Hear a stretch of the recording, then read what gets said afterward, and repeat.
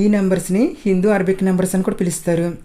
జీరోని భారతీయులు కనిపెట్టారు కాబట్టి హిందూ నెంబర్స్ అని, ఈ భారతీయ నెంబర్స్ని అరబ్స్ యూరోప్కి స్ప్రెడ్ చేశారు కాబట్టి వీటిని హిందూ అరబిక్ నెంబర్స్ అని యూరోపియన్స్ వీటికి పేరు పెట్టారు.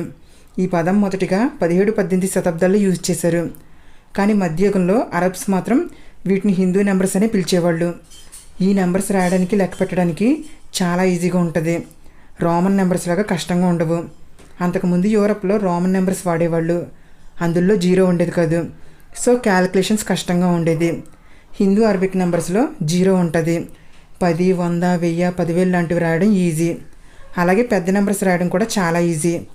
5-6 శతాబ్దానికి చెందిన ఇండియన్ మ్యాథమెటిషియన్ ఆర్యభట్ట ఈ పొజిషనల్ సిస్టమ్ని డెవలప్ చేశాడు. ఆయన డైరెక్ట్గా జీరో వాడలేదు. కానీ పెద్ద నెంబర్స్ రాసేటప్పుడు జీరో వ్రాయవలసిన ప్లేస్లో ఖాళీ స్పేస్ ఇచ్చి వదిలేశాడు.